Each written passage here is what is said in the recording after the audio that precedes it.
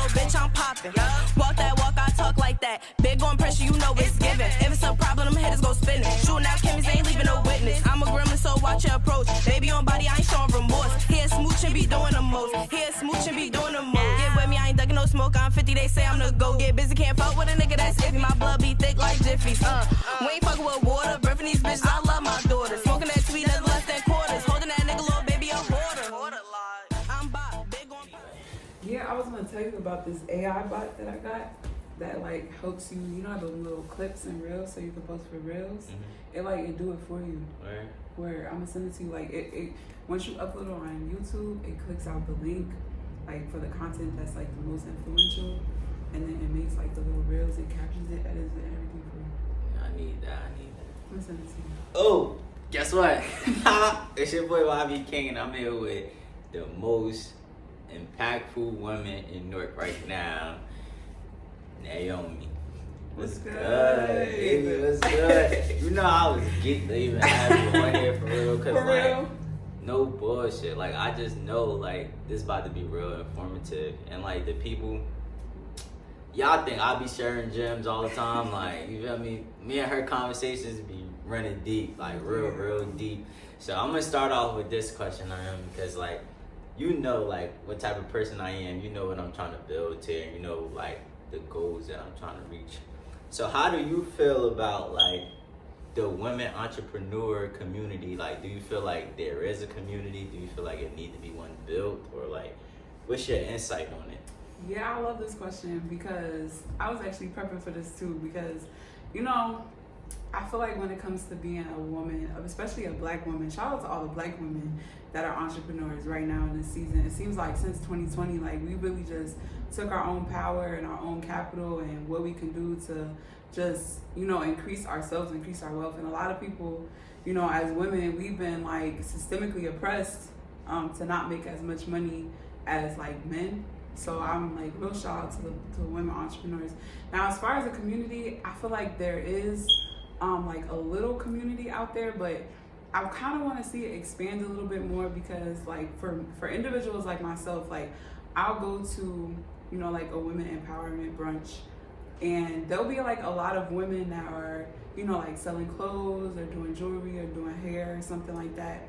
And sometimes I do kind of feel like an eyeball in the room because I am doing something that's not so much focused on like our appearance.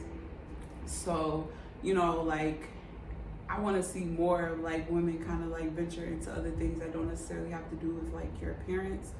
But then also too, like actually like real camaraderie. Like what does it mean to be like a baddie? Like what is happening here? Like is it just, you know, like your appearance, like how you look, or is it just the way that you behave? Is it what you're doing, the way that you're thinking, the books that you're reading? Like, so I do want to see more communities that like women entrepreneur communities that are cultivated to just not like kind of like the shallow type, hey girl, like hey sis, like, but like we really sitting here trying to figure out how we can do like business incubators, because I've been sitting like I sit like a lot with men, like especially, you know, the work that I do. So like I'm working with a majority of men like 90% of the time, and the way that they conduct business, I'm talking about like you learn a lot just by the way that men manage money.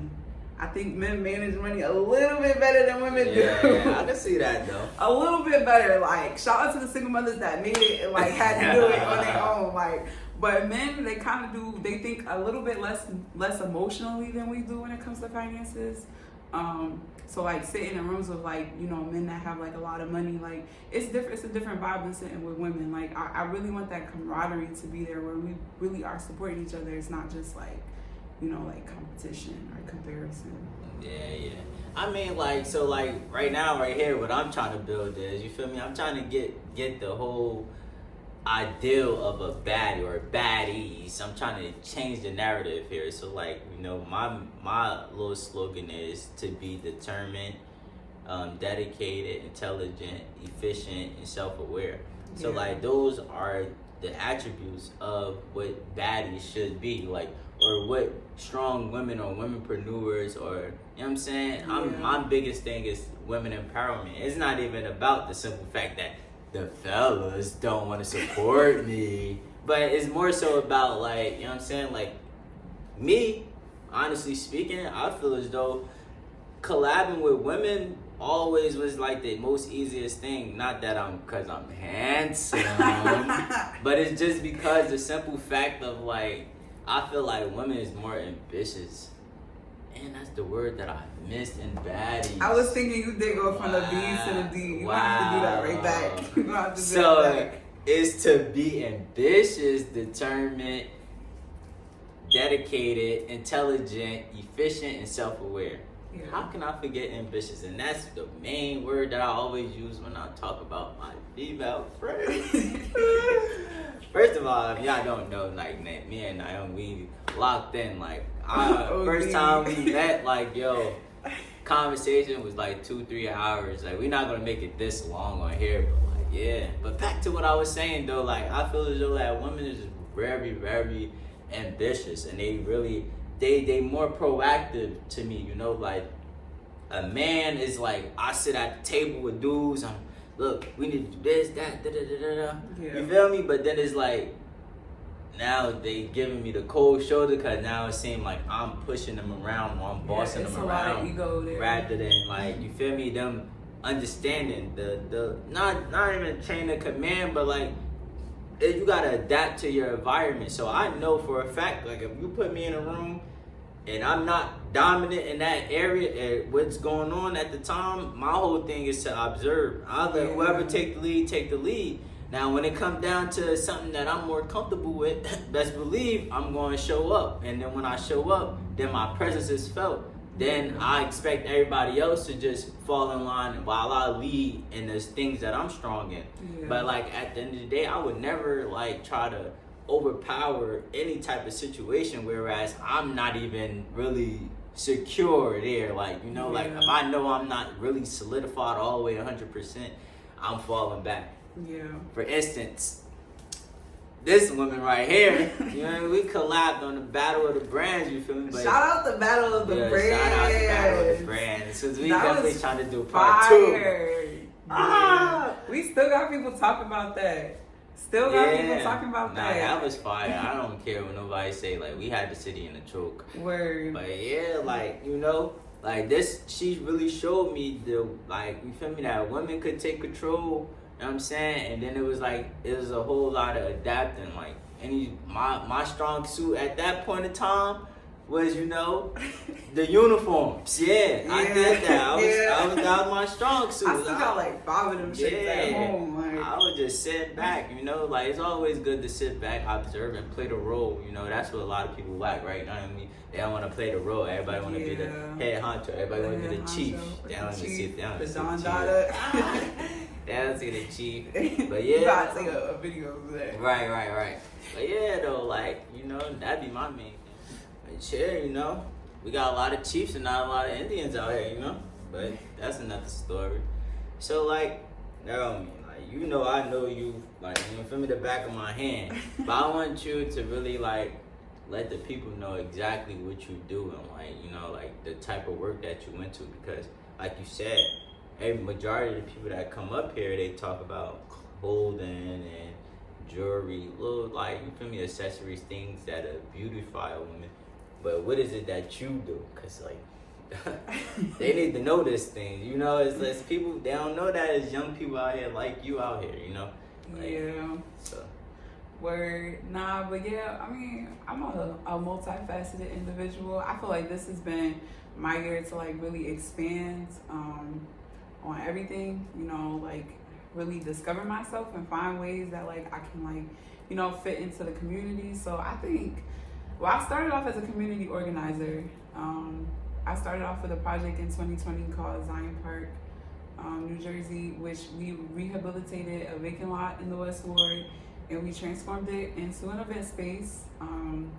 We rocked out there for mad long. We was able to get mad support from the community, but all the while, you know, I went to Seton Hall University. I got my bachelor's in sociology and political science. So, you know, like, a lot of my passion was fueled through just, like, community organizing and social work.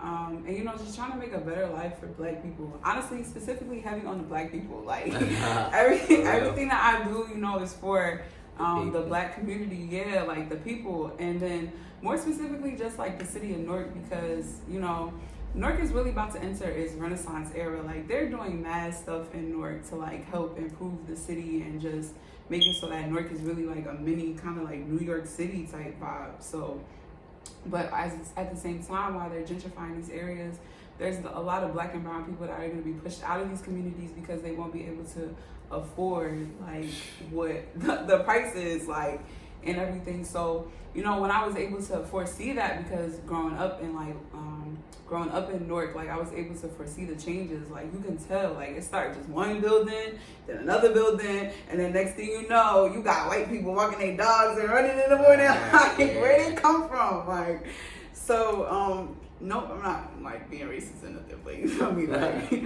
but yeah, so we so you know that was my goal, was really to just uplift black people, uplift the black community, specifically so that we can start to take advantages and ownership of our capital and like all the cultural capital that's coming out of our communities that kind of like seeps through in pennies, because a lot of our art, a lot of our music, a lot of our culture, the way we dress, it all circulates within the hood, but then after it goes out, it's like we don't have any ownership of that whatsoever. So I think that it's really important for us to be showcasing, uplifting our talent and recirculating that money back into our community. So that's how Zion Park started. We started doing pop-up shops. This was during the pandemic, so not a lot of people could hold events and stuff inside because of the social distancing and stuff. So we was perfect because it was outside. Like we were able to be a platform for a lot of businesses, a lot of artists just coming up during that time. Like I mean, it was during the pandemic, so you know people was really looking for stuff to do. Like we was able to bring clothes, like feed the homeless. We was able to give away clothes. Like we was just doing a lot in the West Ward. So that was powerful. But then come around like 2022, I'm like, you know, like there's more stuff that we can do. Like this can actually be like, you know, like a thriving entity within the city. So that's why I was heavy on collaboration, and that's where like we got acquainted with one another with like doing like community events.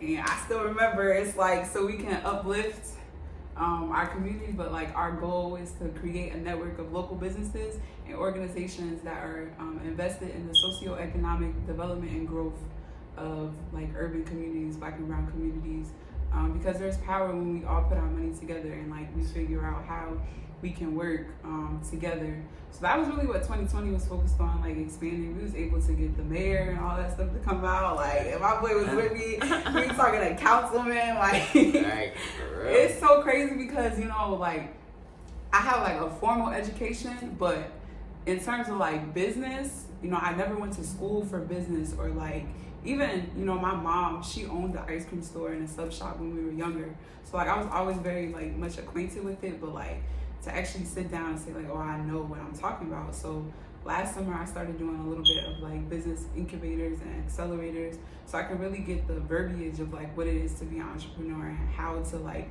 run your business efficiently. I started learning mad information about that. And then I was like also working for, I was an executive ad assistant for a trucking company.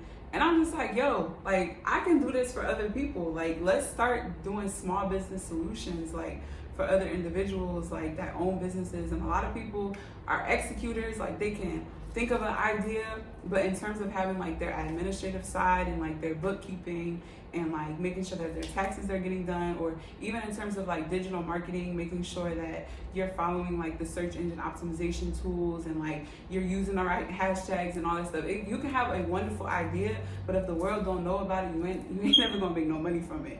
So when I saw that there was a need for that, that was when I started my own business. Well, I've been starting my own business, but that was when I started this branch of the business, which focuses on like small business solutions and administrative work. So I basically, you know, was working, then my job had closed, and then come January, I was just like, fuck it, like we ball, like what I was doing for him, like I could just do for other people. And then I just started getting different clients and still growing the idea behind Zion Park, because, you know, I still want to have like a cultural hub within the city where we can showcase the local artists and local talent.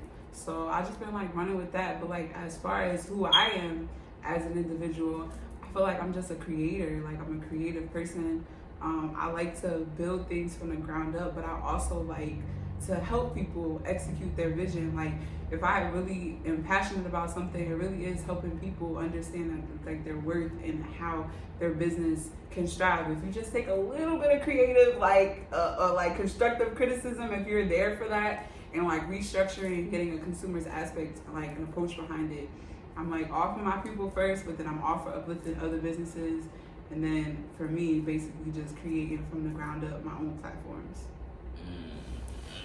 You sound like me.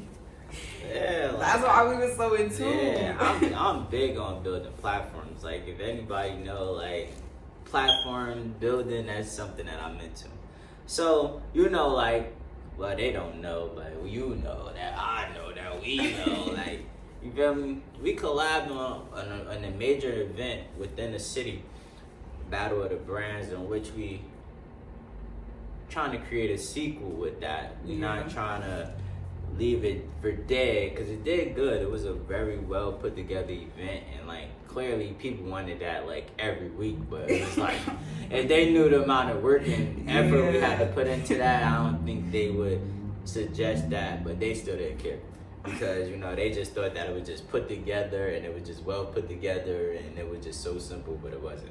But anyway, like moving forward, because of the simple fact that like I could say we collabed on that event, and then for a future collab, like you just was saying about like the businesses, like the building up of businesses. So like what I'm into is building up entrepreneurs. You know, I got some thing going on called Entrepreneur Camp, where I teach about like customer service, business etiquette. I teach you about like business credit, the importance of having an LLC, things of that nature. But you know, not a lot of people decided to like really chime in on it. But at the same time, like I didn't push it as hard as enough. I didn't push it hard enough for the people to really grasp it and understand where I'm trying to go with it. But like at the end of the day, like I feel like that would be like a good asset for you, like to be a part of, because like your whole thing now is to help build up entrepreneurs. So like with you building up entrepreneurs and you know me building up entrepreneurs, we could definitely put something together to whereas we can really succeed and you know what I mean, we could go further. So like I'm off of that. Like what you think? I was thinking that, like I was actually gonna hit you about that like before, because like you had went to that event, the networking brunch that we did with Quality Financial Services. That was fire, and I think that. Hey y'all, you done tattoos? Okay, look at y'all. Oh, sorry.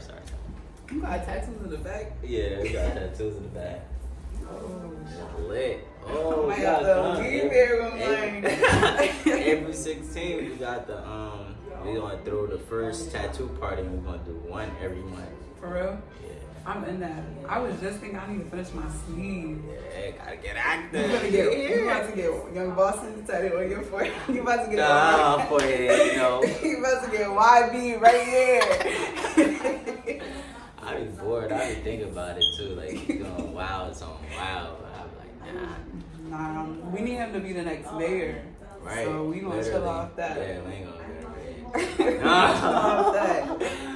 Nah, though, like. Nah, definitely we gotta collab on that, because this is my full time. Like I'm like 100% self-employed as of this year.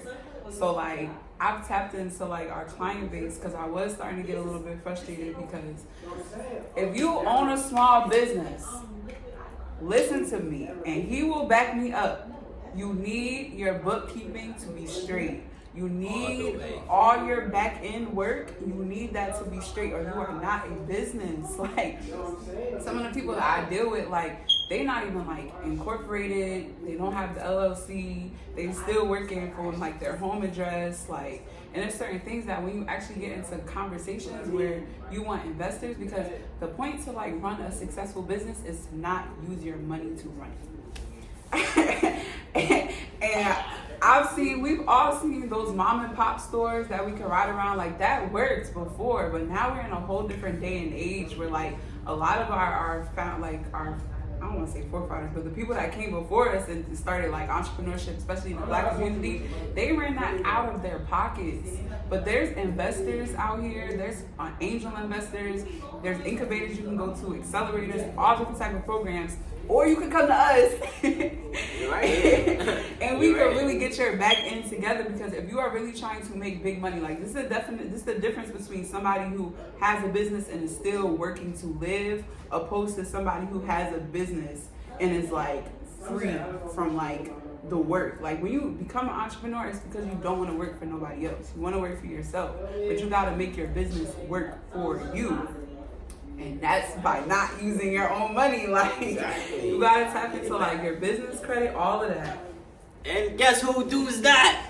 You gotta tap in. You know what I mean? I'm probably like the best business mentor out here, for real. Like, I don't understand. Like, there's a lot of people that overlook the things that I talk about. You know, like I talk about that all the time. I talk about, you know, building business credit. I talk about building your personal credit, because if you build your personal credit, building business credit is like this. Yes, I'm talking about, you got a 680, you got 100% on-time payments, you got 0 to 10% utilization, you got 0 derogatory remarks, you got at least 3 to 5 years of credit, and you got 0 to 3 hard inquiries.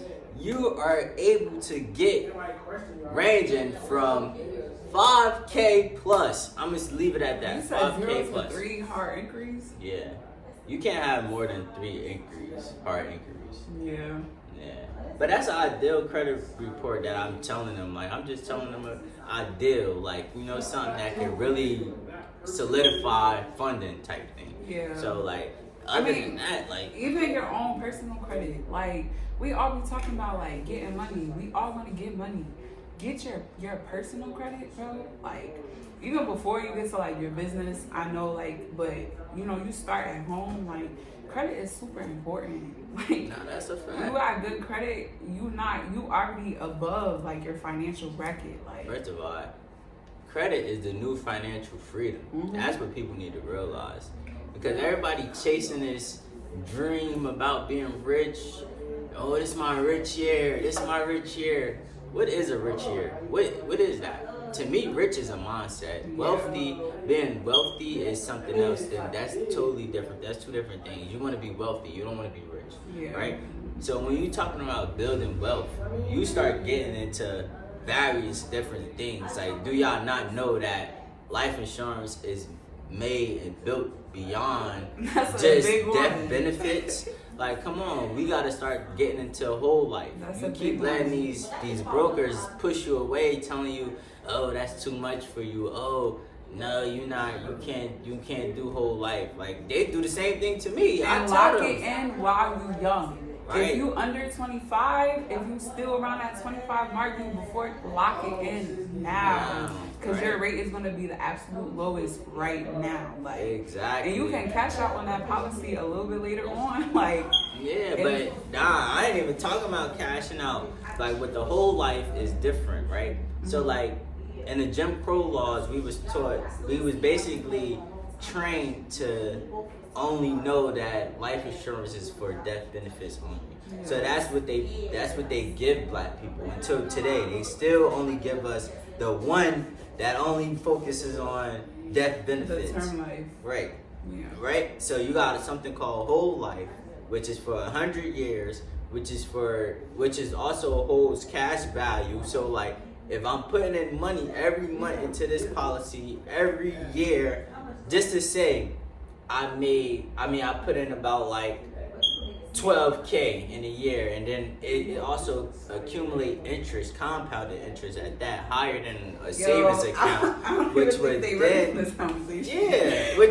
you got another couple rackies that go on top of your 12,000, which gonna turn it into like 18. Let's just say, don't quote the numbers, but just listen to what I'm saying, and then over time, with the interest and the money that you putting in, You got almost 100K over a couple years, and then on top of that, if you want to go buy a crib, instead of going to the bank and crying and pleading for a loan, take it out of that policy. Yeah. And it's still a benefit because the money that you got in there still accumulate interest. They really take the money out of, you got $1 million policy, they taking that $100,000 to buy that house, they taking that out of the premium. Yeah. And we talk about breaking like generational curses and like building generational wealth. Like, think about it, right? I was somebody who experienced like my dad dying at a young age. After we pass away, I don't want to get too morbid, but there's still bills and stuff that's going to be passed down on to your kids. Like, there's still things that are going to need to be, so like, in order for you to really start building generational wealth and actually leave something for your kids, life insurance is really important. Right. And I agree. And start working on your kids' credit. Like, if you got kids. ASAP. If you got kids. One thing, shout out to my mother.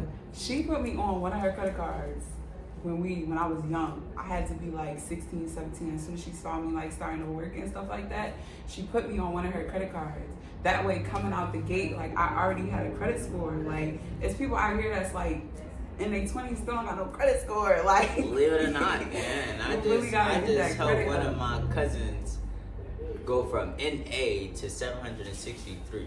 That's fire. Just by putting them on one of my credit cards. Like, that's fire. For real. So like, I better like tighten up, man. Like I said, this is gonna probably be like an episode that y'all probably gonna need right here. Cause like we could get into it all day long. Now we could talk everything. You know what I mean? But like I'm saying, like building wealth, that's major. But that collab is definitely coming. So you're not even going like. Nah, yeah. real talk like that. Then that collab, like, you know, when the cameras go off, you know, we're gonna set up a few meetings and structure something. I mean, but can't keep giving them all of that, you know. But nah, for real though, y'all better tap in. Like, small businesses be coming for y'all. We not waiting.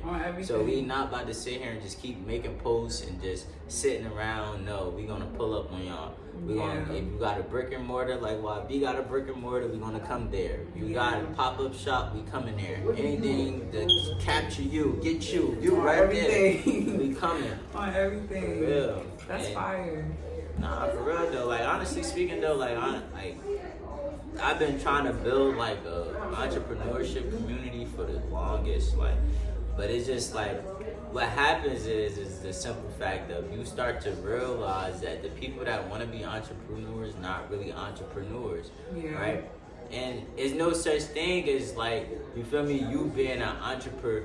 There's no such thing as, okay, you work so you're not an entrepreneur. Right. Don't get that out of your mind. Right. An entrepreneur can definitely work. Like, I hate that too. Like, I don't like when people make it seem as though just because you're at a job, you're not really an entrepreneur. You're still an entrepreneur. Like, if you running your own business, you operating your own business, you're still an entrepreneur in my eyes. So, you know what I mean? Make sure you secure that guaranteed bag because it's not always guaranteed. I mean, like, take it from me. I'm outside. And then when you don't got that guarantee back, it's way harder. Like, I mean, I won't say that. You gotta find the lane. You gotta find your little niche. But I'm talking about like mentally, the stress of, like, it's overbearing. You not coming. But it's like, see me, like, I don't know, like, should I give it to him? Should I give him at least 5? Just a little bit of the sauce because they got baby for the rest. Like, so like. Okay, like, it's just like what I do, right? You know what I mean? I'm outside. If I don't work at a job, I'm outside trying to get $150 a day. You feel me? I know $150 a day for the whole month is bringing me $4,500 in that month, right? So what am I going to do, right, to make this $150? So I'll go pick up an Amazon route. I could get at least from $60 to $100 and some dollars off of Amazon. Then I could go ahead and do some DoorDash. I probably could get, like, realistically within the time, probably like $30 to $50. You know what I'm saying? So with that, I'm like, let's just say if I use the median from DoorDash, the median from Amazon. We looking at the median from DoorDash prior, let's just say $40, because that's like more realistically within time range, because you don't want to drain yourself out. So if we doing Amazon, the median from Amazon probably around, let's say I could get like a good $88, just because if I do the groceries, they give me tips, right? So I could get $80, right? So now that's 80 plus the 40, what's that? 120? Yeah. So I only gotta make $30 more. That's it? Yeah. And I could go ahead and go to my store and take 3 shirts out of my store and go down the street and then sell 3 shirts for $10. And that's $150 in a whole day. Multiple streams of income. That's that That's work. it. That's that work. That's it. You know? But I ain't gonna get into all that. Like Naomi said, you gotta come see me. You gotta come see him. You gotta come see me. 620 You know what I'm Marvin saying? Street. That's what it's at though. Like, you know, that's why I be trying to express to like entrepreneurs, because they don't really understand that like you in control of your destiny. So what you get in is what you put out. So if you're not going hard enough, you're not going to get nowhere. You know, like, period. That's just $1 million worth of game, if you ask me. Yeah, Like, they never said it was gonna be easy. Like, they got this lifestyle where they think people that work for themselves is really like out here like laying on the beach every 24 hours. Right. It's hard work, but the work is so rewarding because first is like working in corporate or just like working for somebody else. Not to knock anybody that does work for somebody else, but like to work for somebody else, you have to like make money for them. I used to work at Aeropastel. And I used to hate when we had to like push the quotas. Like we had to push quotas like, oh, you need to sell this much stuff. And I'm like, I'm only seeing just a mere fraction in my paychecks of all of this money. Like, but you want me to sell for these people? Like, oh, you're wilding. Like, entrepreneurship it's just equally as hard, but at least you get to see your money. Like, right. And who's to say you can't build the same thing as Aeropastel building? Like, all they did was just utilize other individuals to push and market and get money for their company. Who says that you can't just have a brick and mortar and hire 5 individuals to come in here every day and give them incentives on the things that they sell? So that's going to push them harder to even sell anything in a store just because they're looking forward to that bonus of $500. Yeah. But you done made probably $10K. 10K. Like, yeah. Come on. That So it's like, that it's simple. Infrastructure is crazy. Yeah, it's all about like, it's like building. Everybody talks bad about a pyramid scheme, but if you think about life is a big pyramid scheme. Like, you always want to be the top person. If you could lay down the foundation and a blueprint, like for instance, I got this mid thing, whereas like I say all the time, like if I could help 10 individuals get 10K, that's just something that I'm capable of doing.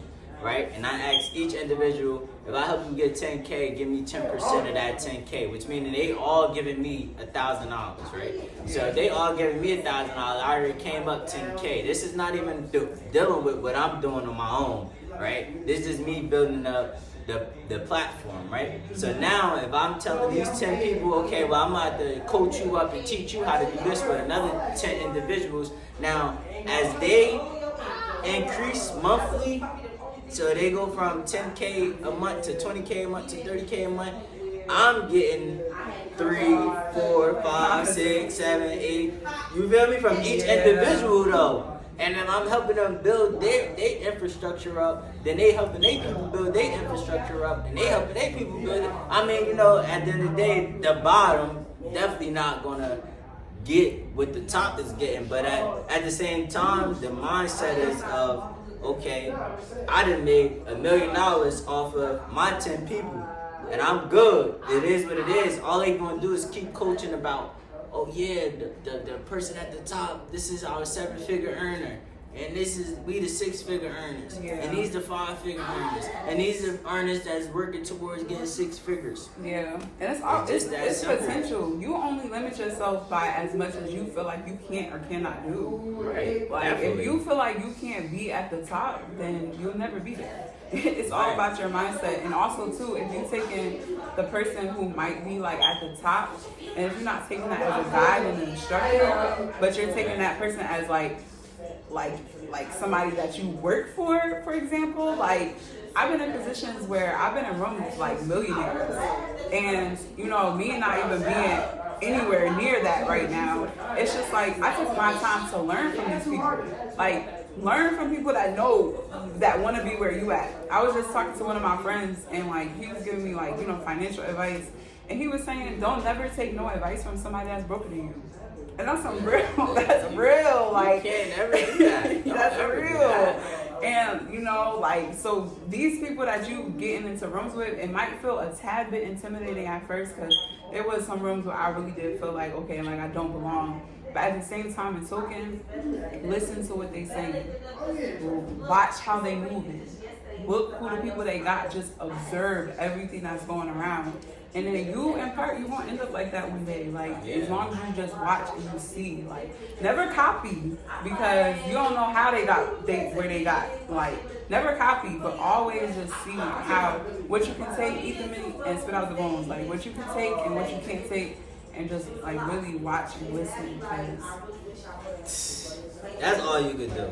That's really all you could do, honestly speaking. You adapt to your environment, you know? So, like, I totally agree with that.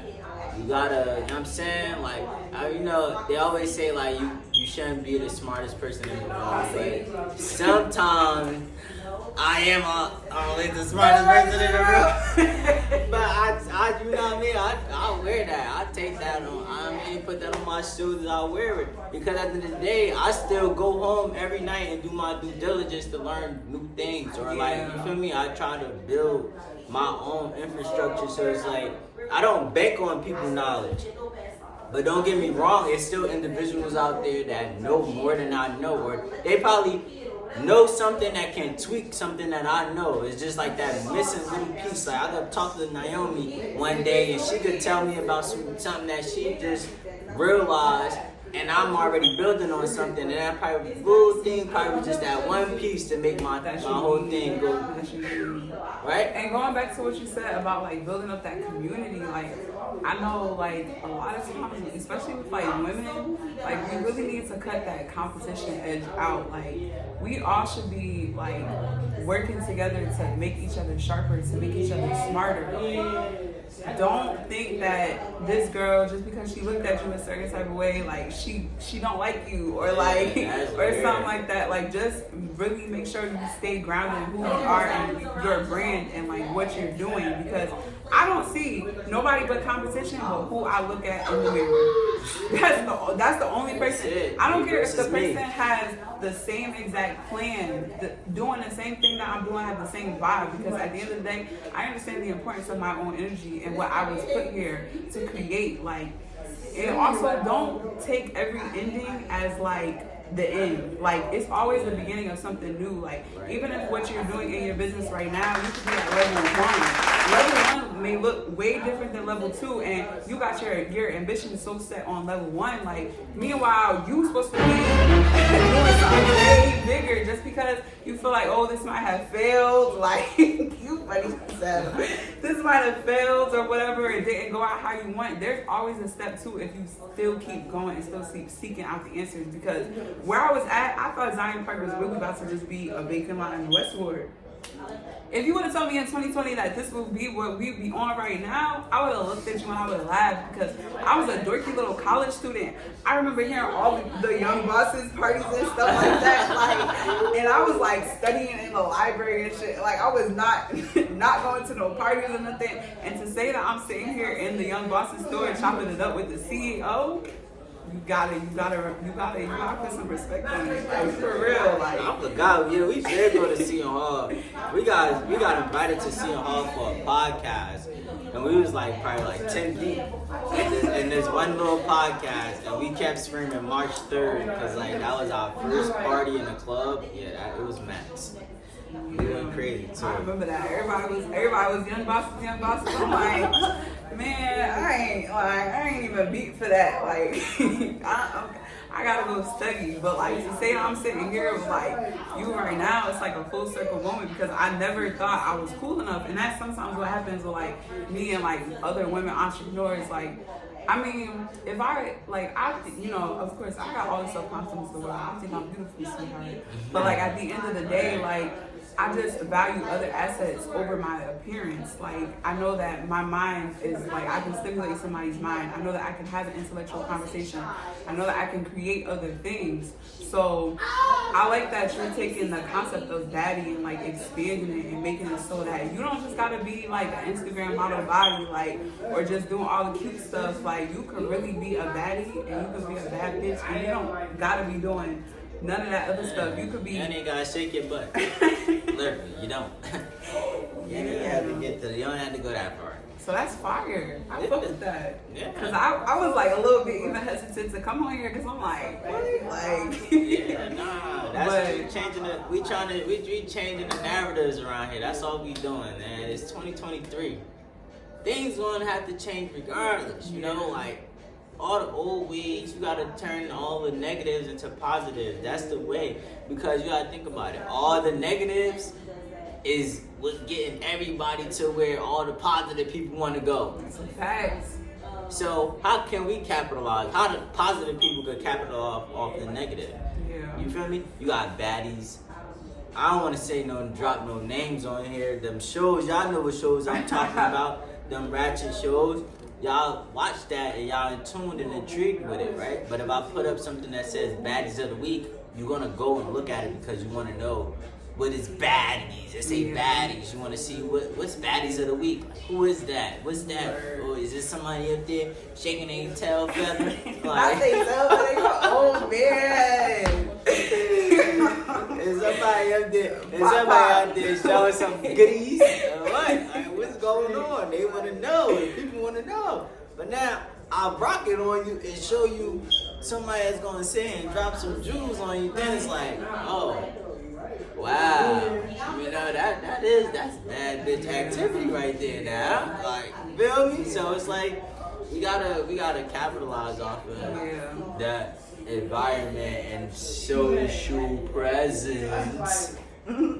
I mean, I always take it upon myself to like be encouraging, like even though like the younger girls, because if you really think about it, like who are the younger girls looking up to? Like who are they looking up to? They don't even really have any like Cardi B little girl stores no more. Like I grew up wearing like Justice and like them other stores on like Broad Street. Like my mother shopping. Like they don't got that corny phase no more. But it's like as women, you know, looking up to like the little girls that are looking up to us. Like I always encourage them to make sure like you are just seeking like your whole fullness. Like a lot of times because so much pressure is on us women to be appearance-wise to just be beautiful. Like, but beauty comes in so many different ways, shapes, and sizes. Like, I've had people like, you know, tell me that I'm beautiful like on days where I didn't even feel beautiful, but it's because I'm smiling, because my spirit is there, because my energy is there. Like being a baddie, quote unquote, is more than just encapsulating like,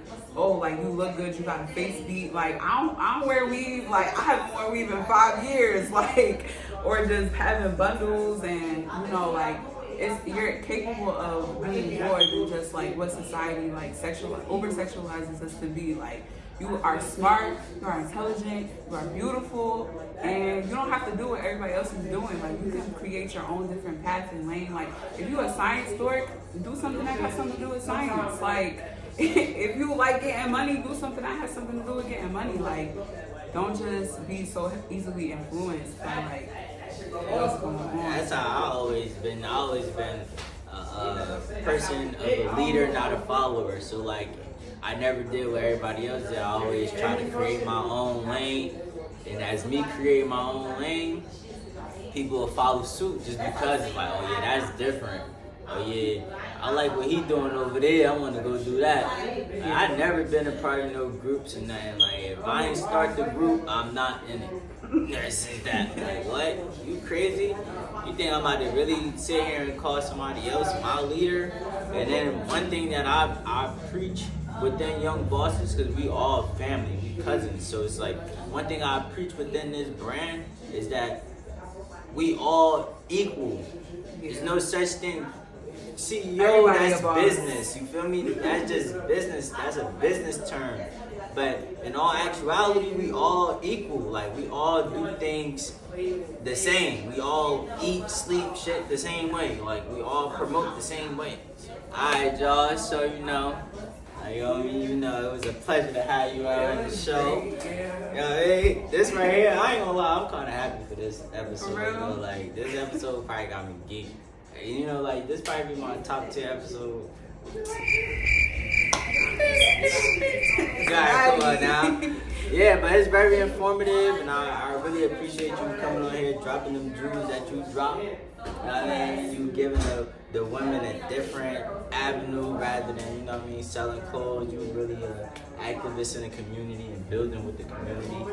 And I appreciate that. Don't do that. I'm a crybaby, and cry about it. I did that so I can be cool. Like, nah, for real. We definitely gotta lock in on that entrepreneur. You got my number. Oh yeah. But yeah, we're gonna do that. Alright? Peace, y'all. See y'all later. That girl.